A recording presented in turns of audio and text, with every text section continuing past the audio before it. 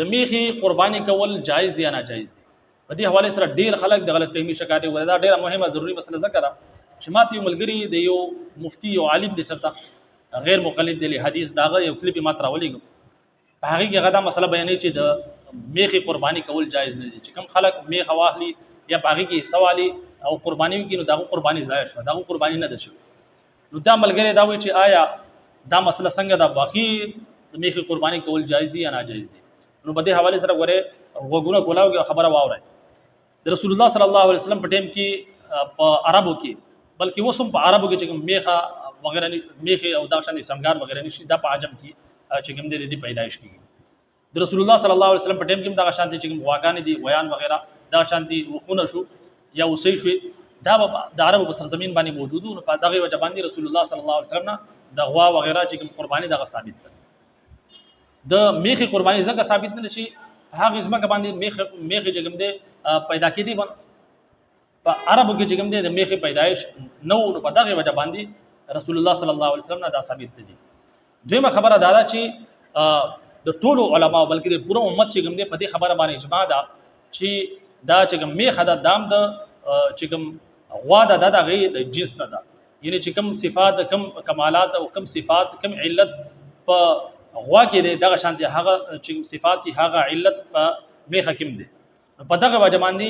علما فقها او امت په دې خبره اجماع ده چې دا میخه چې کوم د دام د غوا یو قسم دی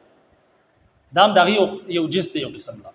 سمجھ کې خبر رااله نو په دې وجه باندې علما دا فرمایي په غوا باندې د قیاس کې چې څنګه د غوا قرباني کول جایز دي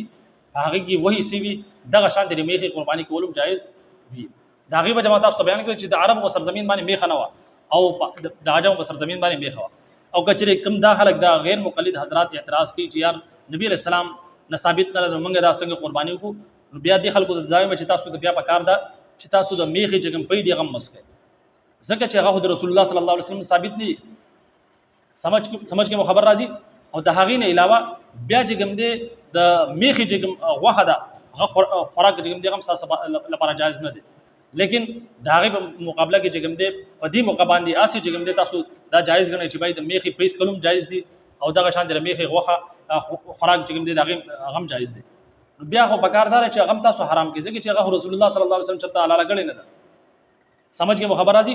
چې تاسو خبره کوئ علت پکې ثابت کوئ نو بیا چې کوم دی مسله هغه بیا په هر طرف ته چې کوم دی هغه یو مسله وي دا څنګه چې تاسو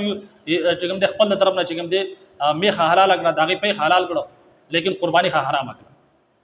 وو دې ته ویل کېږي منافقت یا د دین نه خبري ویل کېږي دا بهر حال چې مسله د غلطه تاسو بیان کړه چې څنګه د غوا قربانی کول جایز دي